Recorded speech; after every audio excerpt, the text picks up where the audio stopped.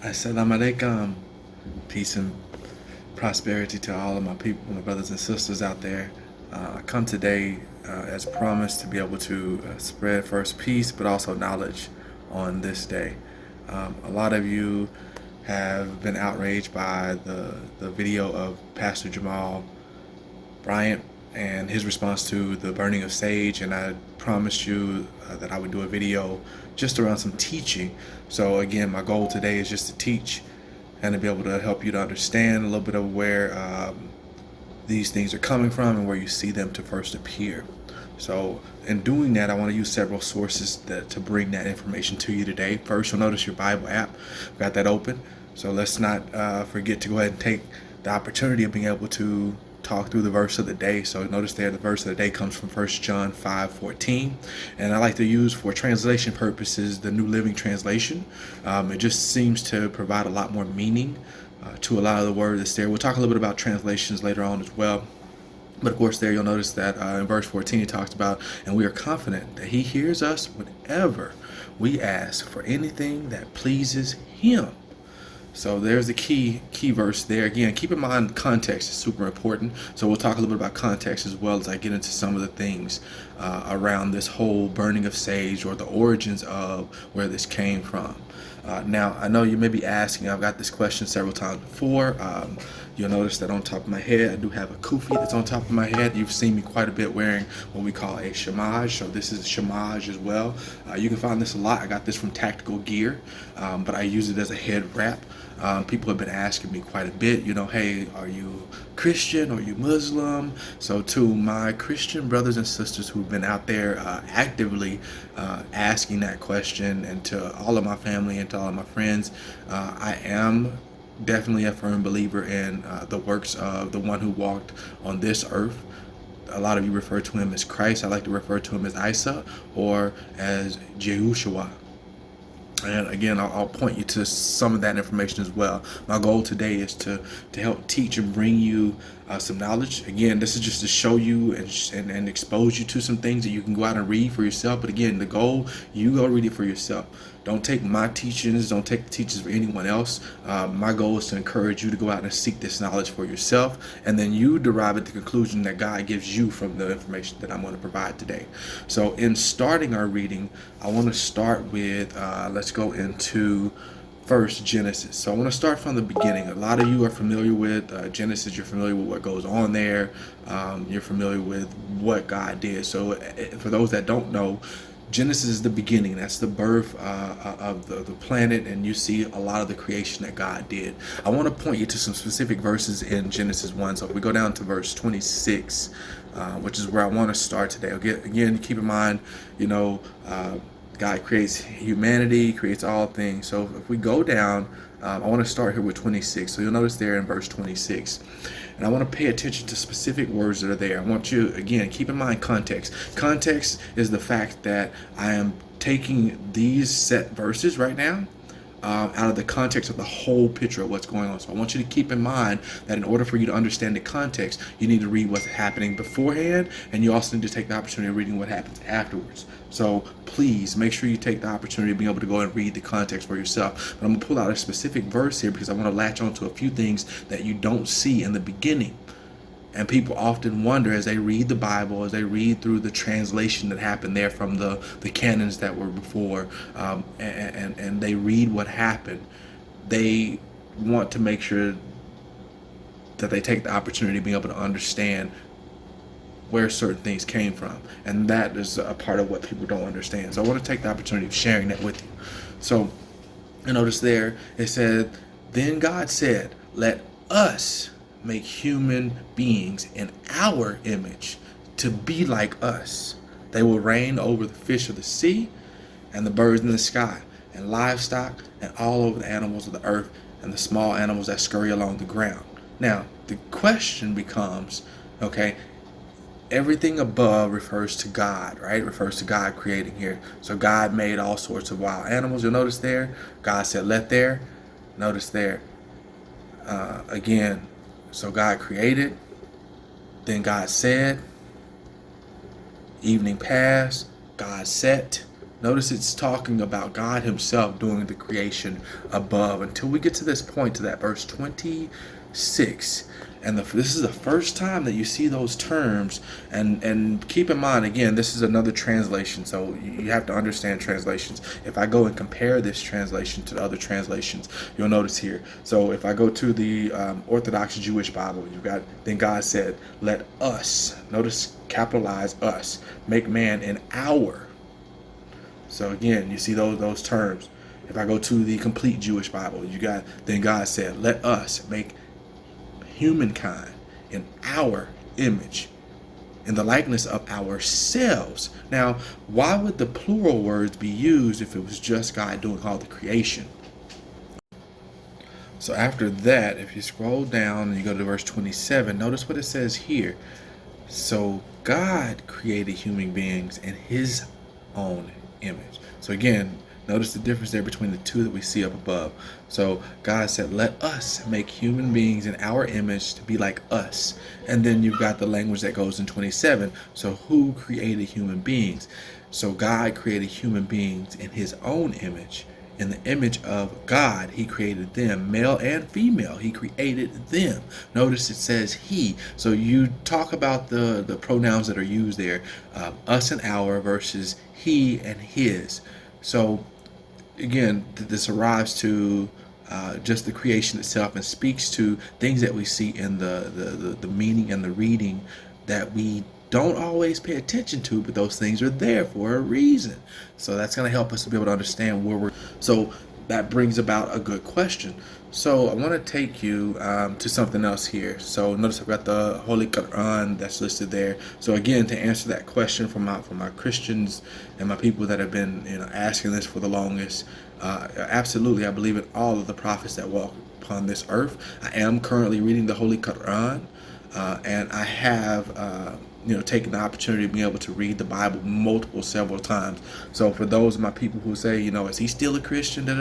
Absolutely, 100%. I still believe in the one who walked on this earth. I believe in Christ. I believe in his works. I believe in what he preached, which is to follow his Father who art in heaven. So I want you to understand that he talked, and all of the messages that he preached to the people that he, that small amount of people that he got an opportunity to be able to touch during his lifetime here on this earth.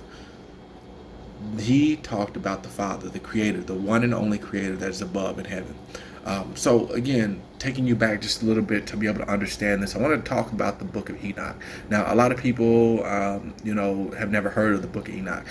A lot of people, though, however, understand the concept of the canon. So the canon is original manuscripts, basically, that we're taking to be able to translate the Bible. So anytime you read that Bible that you're reading, or any other, for example, I'm reading the Holy Quran, it's been translated. It's been translated from the original languages into the language in which we are proficient with being able to understand, which is the English language. And in doing that translation, you'll find that they use several different manuscripts to be able to do so. You want to make sure that you understand the fact that there are some things that are lost or gained.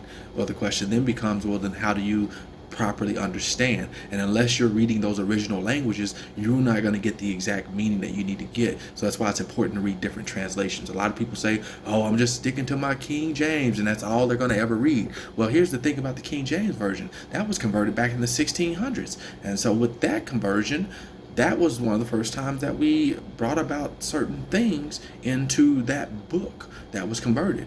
And you were not speaking that same language. That's why some of it sounds foreign. It's not the proper English that you use today. So again, when I talk about the translations that I use to be able to bring this to you, I want to bring home the fact that with all translations, something's either lost or gained. So you have to be able to understand. My goal today is to help you with being able to seek meaning. Meaning helps lead to being able to understand. So that's my goal today. In being able to understand this, some of you are familiar with the Septuagint. So the Septuagint, which I'm going to pull up here, is a list of some of those canons that were pulled from to be able to compile the books that we read today, such as the Bible, for example. The Bible comes from a lot of those original manuscripts. So in doing that, there was a book that was left out. So when the translators decided to translate the Bible, they left out the book of Enoch. Now, some of you may be familiar with Enoch. Enoch was the seventh from Adam. So if we go over, I'm going to flip back over really quick to to show you the Bible app. So we'll go back here, and I want to take you over to actually Hebrew 11. So a lot of people are familiar with Hebrew 11. It speaks a lot about faith and things like that in Hebrew 11. So as a matter of fact, there's a song about it. One of my favorite songs. Got my Hebrews 11 and 1.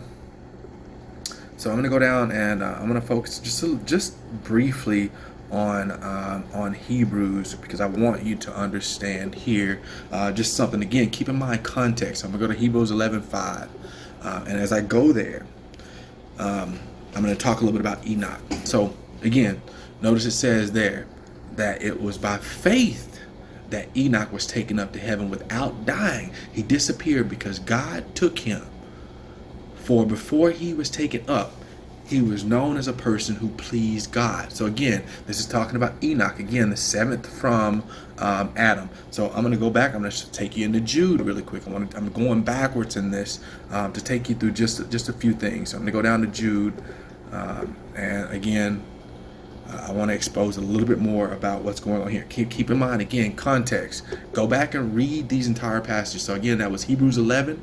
Read Jude, read the entire book of Jude. But if I go here to verse 14, Enoch, who lived in the seventh generation after Adam, prophesied about these people. He said, listen, the Lord is coming with countless thousands of his holy ones to execute judgment on the people of the world. He will convict every person of all the ungodly things they have done and all the insults that ungodly sinners have spoken against him. So, again, putting this into context, I'm going to take you back again. So I'm going to go all the way back. Take you back to Genesis. I'm going to take you back this time to Genesis 5:18. So I'm going to go back to 5, and then we'll go down to 18. Okay? So this talks a little bit about the direct line to Noah. So most of you know the story of Noah and the ark and things of that nature. So this takes you back. So notice there, it talks a little bit about Enoch. So there, Jared, when he was 162 years old, he became the father of Enoch. After Enoch, Jared lived 800 years. So again, if we scroll down, notice there, when Enoch was 65 years, he became the father of Methuselah. Now notice this. He lived in close fellowship with God for another 300 years, and he had other sons and daughters. Enoch lived for how long? How long is our year? 365 days a year, right? And he walked in close fellowship with God. Then one day he disappeared because who took him? God took him. Now, some of you will be familiar with another story of one of the other people that was taken by God. So most of you remember the prophet Elijah. Elijah was another one who walked closely with God. Remember Elijah and Elisha?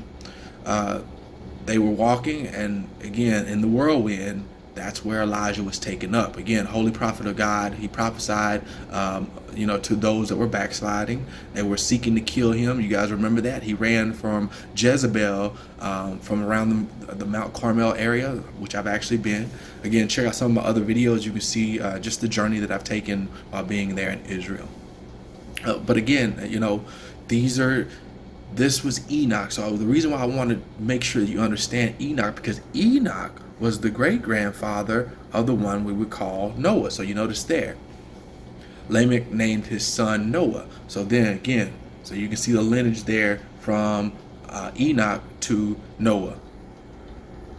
Again, someone that we hear about, that he walked this earth, but walked closely with God. And then it said that he was no more. So if I go look at different translations of when it says that God took him, you're going to see some different things here. So I'm going to compare a few of the translations that are here. Right.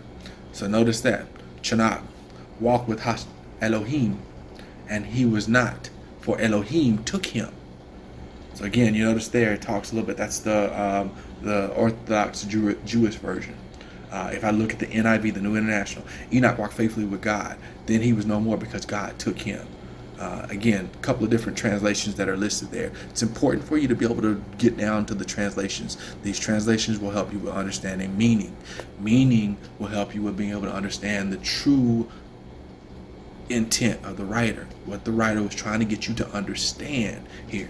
So again, all of that is set up for you to understand what I'm talking about here about this book of Enoch, because the book of Enoch gives us explanation to that us and our that we see in the Bible in Genesis chapter 1, that a lot of people never question seeing those terms, create mankind in our image, in our likeness. No one ever questions that, but it's right there directly in the word. And if you're any type of person who seeks understanding, it's going to be hard for you to ignore those word choices that were used by the writer. The writer was trying to get us to understand something, but there were certain things that were left out. And again, some people say that's on purpose. The Roman Empire, as you know, in 300 BC, the Romans took over, and you know what happened then. The translation of the Bible eventually came out, all those different things, and there was a choice to be able to what to include in the Bible. So this is going to help you to understand that there are certain things that were left out, but we see glimpses of them. If we think about Jude, we see Enoch talked about there, right? We think about Hebrews 11, we see Enoch talked about there. Genesis 5. Even if I go over to Genesis 6 and talk about a little bit about what's going on with mankind, there's more information that's there that is explained here in this book, the book of Enoch. So again, the other thing to keep in mind, there are some false versions of this book out there. So I want to make sure that you're clear. Go out and get you an authentic version of this book, because it'll really help you to uncover some things.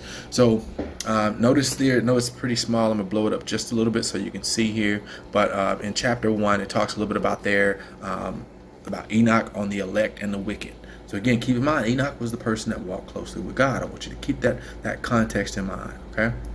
I'm going to go down to, so here it is right here. So I want to start with about chapter 5 and 6. So you'll notice there you've got 3, then you got 5, and you got 6. So this here talks about the sons of heaven and the evil deeds of their children. So when I come back, I'm going to get into this from a biblical standpoint, but I want to go to Genesis 6 to be able to teach you a little bit about that before I get there. So I'm going to jump into Genesis 6 and show you a little bit that's there. So if we jump back over to Genesis 6, and I'm going to start with verse 1. This kind of explains what we're talking about. Again, you can notice the title here of this. So some of your translations will show you the actual title to what they labeled that particular section.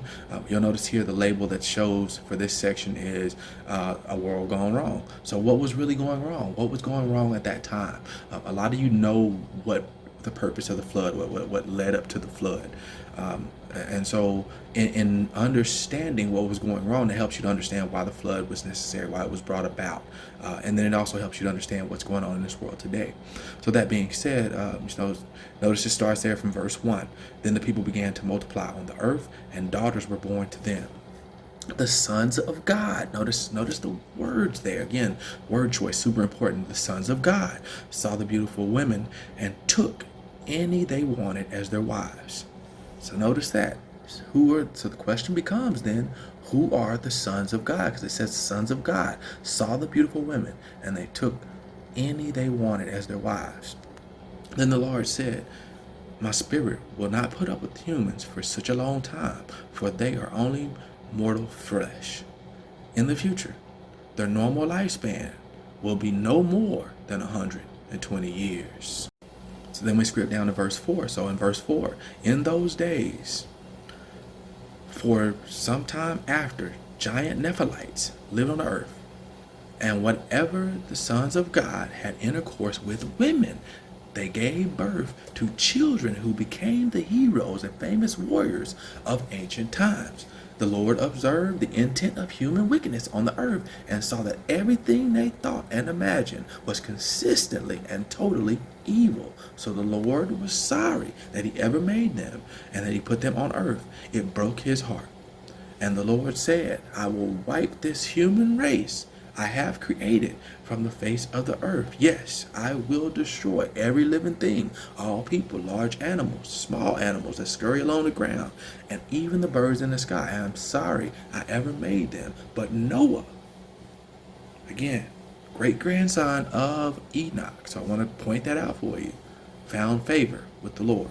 So if we go back to the book of Enoch, I want to focus in on the sons and evil deeds. So again, I want you to go under the context. Keep in mind, there are chapters before what I'm reading in the book Enoch. There are many chapters afterwards, which explain a lot of what we see in Revelations, a lot of different things that came in the book of Jude, a lot of things that we see in different places. So I'm going to read this again. Keep in mind, there's context that's to this. So chapter 6 there. And it happened that when the sons of men multiplied in those days, they begot good and beautiful daughters, and the angels, the sons of heaven, saw and longed for them. Notice there, it says the angels, sons of heaven. Keep in mind, where do we see language that was similar to that in our translation we were reading? I want you to pay attention to that. Again, so then verse 2, and the angels, the sons of heaven, I want you to pay attention to the word choice that's used, saw them and longed for them, and said to one another, let us choose for ourselves women from among the people, and bring forth for ourselves children. Again, I want you to pay attention to the language that's used. Where did you see that at? If we go back to Genesis 6, which we just covered, you see language is very similar. It says the sons of God saw the daughters of men. Keep in mind, again, you see a complete lineage here. Again, no one questions these things when they look at the Bible, but it's not complete. They don't see the whole view of what's going on. So again, this is just exposure to, it's up to you. Go read it. I want you to read these things for yourself, and you choose what to believe from that point forward. And then it says, and Samazah, so verse 3, who was their ruler, said to them, I fear you may not wish to do this deed, and I alone will be responsible for a great failure. Therefore, they all answered him, let us all swear an oath and devote to one another to mutual destruction, not to turn back from this decision until we complete it and do this deed. Again, keep in mind, who are they going against by making this oath that they're pledging to make? Therefore, they all answer him, let us all swear this oath and devote ourselves to one another to mutual destruction. Again, keep in mind, that's verse 4. Verse 5, then they all made a vow together and put each other under a curse in regards to this. Chapter 7. These are the names. So again, you see all the names that are listed there, right? So again, you've got different names that are there. Keep in mind, who are these? These are, as it mentions, the angels, the sons of heaven, who are going into this pact that is going against the one who created them to do the works that they're doing in heaven. I want you to pay attention to this. So then it says, these are the chiefs of the 10 among them. Chapter 7. Then they took themselves wives, each of them choosing wives for themselves. They began to go into them and defile them. And they taught them sorcery and enchantments and cutting of roots and explained herbs to them. So that brings us back to the topic that we talk about today, right? So a lot of people talk about the whole sage. So here's what I want you to understand. As we get into chapter 8, it talks a little bit about what happens. So I want to make connections again to what we're seeing here and in Genesis 6. So it says, but those who became pregnant brought forth great giants, Nephilites. That's where you see Nephilites. You see great giants, mighty warriors in your translation of the Bible. So I want you to understand, again, if you look at this, this is now helping you to understand what happened. You've got a heavenly being looking down on the daughters of mankind, seeing how beautiful they were, going into them, defiling them. And then the results of the pregnancy are giants. That's what you see. Heavenly being, mortal human. Coming together, giant. So, again, as I take a look here, we'll go into 7. So again, it says in verse 2, but those who became pregnant brought forth great giants from 3,000 cubits. So now, to understand this, you have to understand the measuring system that they were measuring back in the day. So again, my encouragement to you is to go look up what the measurement for a cubit is so you can understand how big these were. It says these giants ate up the produce of men. When the men were not able to provide for them, the giants had courage against them and ate up the men. Again, in some versions or translations of the Bible, you see these things happening in Genesis 6. The version that I was using, the NLT, it doesn't go into the detail, but there are other versions that go into a little bit more detail. So, for example, if you go into some of the old King James versions and some of those older translations, you will find some of these things. Again, important. Read. Go read it for yourself. Don't take my word for it. Don't take the word of what I'm showing you right now. Go read it for yourself. Keep in mind, context is super important. All the time you see people take verses out of context and use them just willy-nilly. Keep in mind there's verses that come before that and verses that come after that. It's important to understand the whole story. If you understand the whole story, you can understand how you fit into the story itself and your actions, your behaviors, and how they fit. So again, understand it. Very important. So then notice there it says verse number 5 in chapter 7. So if I look here, it says, and they began to sin against birds and wild animals and reptiles and fish. And each one of them ate up the flesh and drank the blood. Now keep in mind, one of the commandments that was given, never drink an animal with the blood in it. So if we go back to what was given to right after we saw the killing of the Cain and Abel situation, right? All of that. God gives specific instructions to how he wants mankind to live because he sees mankind's heart. He sees what we're after, what we're determined to do, right? So he kind of gives us instruction because we were unruly. We needed those instructions to be able to keep us, keep peace upon the land. Again, when I talk about that word, peace be upon you, the assalamu alaikum, a lot of people, they don't understand. They think, oh, well, this and that. That's a Muslim thing. Well, what you don't realize is that, again, if I talk about the original languages, right? Arabic was one of the original languages. And so that phrase itself was a phrase that Jesus was using. I'll show it to you in just a little bit around some of the teachings that he did. When he reappeared to the disciples, that was the first thing that he said, peace be upon you. So I'll show it to you in just a second, okay? Again, you have to keep in mind that when you talk about these Bible and things like that, the translations are super important. It's important that you understand where they came from.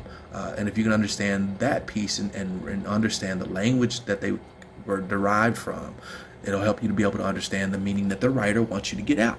Again, the whole intent of this is that you get a relationship with God, that you stop doing those things that are separating you from him, and that you can keep yourself holy and pure. Even in the Holy Quran, it speaks to the fact that Allah is all-knowing, ever-knowing. He knows the things that are in your heart. He knows the things that you do that you try to conceal.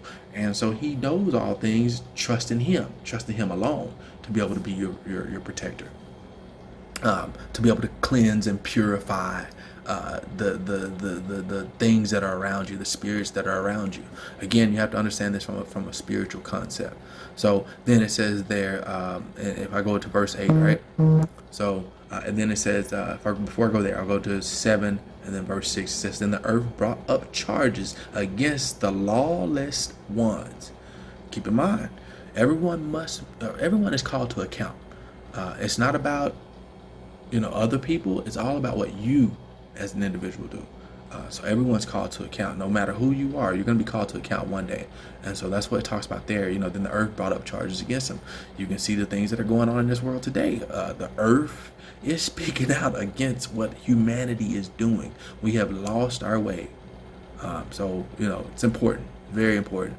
I won't get onto a tangent, but let me go into 8 really quick. And again, I want to encourage you to go read it for yourself. But if I get into 8, so Azael taught the humans to make swords and weapons, shields and breastplates, and lessons of the angels. Now again, how can he teach us these lessons if he's not an angel himself?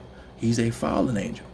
A lot of people talk about, Satan falling from heaven. So if you go to Isaiah and you read where, he fell like lightning from heaven, all of those things help you to understand what is going on with, what Pastor Jamal Bryan is trying to get people to understand. But see, you can't expose them to the truth like this because people are not receptive. They believe a thing a certain way, and they believe that they're right regardless of what goes on.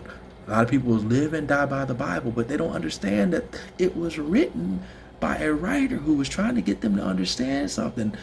They're missing out on the whole meaning.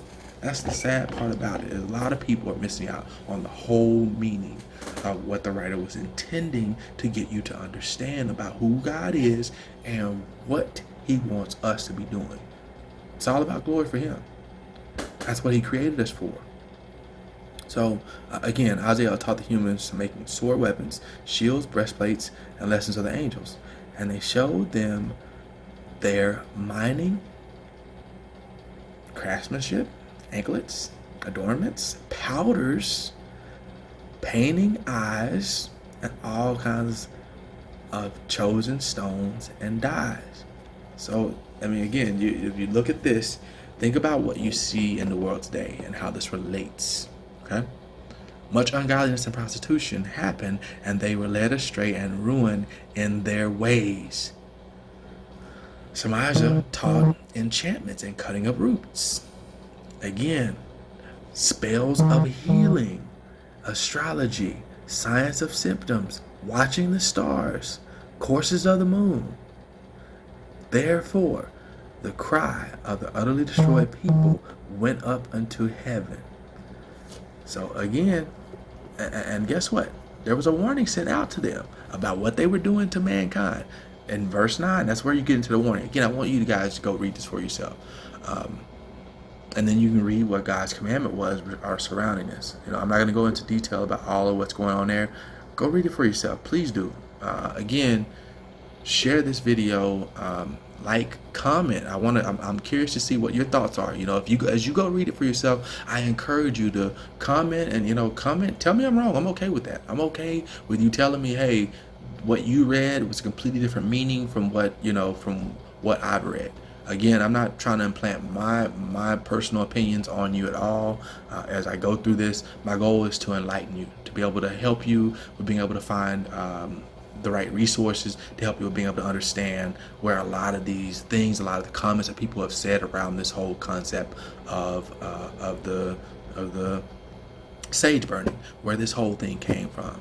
And then if you put that into context with what Pastor Bryant was saying, he's absolutely right. I got some videos I'll share with you a little bit later on around me being in Mexico City and seeing some of the people who come from the native Mexico City and them actually doing some of that cleansing of spirits. I mean, they asked me, did I want to get it done? I was like, nope, I can go directly to God himself. I'm good. I don't need that cleanse. I don't need that cleanse because guess what? There's only one who can cleanse and truly purify you. Again, that being said, he gave us the ability to go directly to him. That was the purpose of why Jesus came. The laws beforehand were separating us, that we're doing the adverse effect of what was the goal of the laws. So again, one last thing I want to take you out and show you. I mentioned it to you earlier, so I'll jump back into the Bible and show you this. But I want to jump into John 20 and then 21. So I want to show you this really quick before we get out, and this will kind of conclude today's lesson. So again, I encourage you, read it for yourself. So this is close to the end. It's John 21 or John 20:21. And so again, when we talk about that, peace be upon you. I started this off with Assalamu alaikum, and I'm going to leave this with Assalamu alaikum as well. So peace be unto you. So you'll notice here, Jesus appears to his disciples. So this is what I was talking about earlier, verse 19. So that Sunday evening, the disciples were in a meeting behind locked doors because they were afraid of the Jewish leaders. Suddenly, Jesus was standing among them. Notice his phrase to them, peace be upon you. I want to show you the translation really quick. I want to show you what this means. So as we scroll down just a little bit here, Shalom Aleichem. So if I go to the Orthodox Jewish version there, at the very end, notice it says Shalom Aleichem. So Shalom in Hebrew means peace. Salam in Arabic means peace. Aleichem, be with you, upon you. A lot of people don't even know that that's there. It's there in their own Bible. But guess what? When they hear someone say it, oh, he's Muslim, oh, he's this and that, oh, he's, all things. Again, at the end of the day, who are you to be able to judge others for the choice that they make around how they worship God? That's the thing that separates all of us. That has been the thing that's, that was one of my biggest problems when we talk about organized religion, is how it separates people. And then it says, as he spoke, he showed them the wounds in his hands and his sides. They were filled with joy when they saw the Lord. Again he said, peace be with you. As the Father has sent me, so I am sending you. Notice his preaching is about the Father. The Father allows us to this day is possible because of the Father.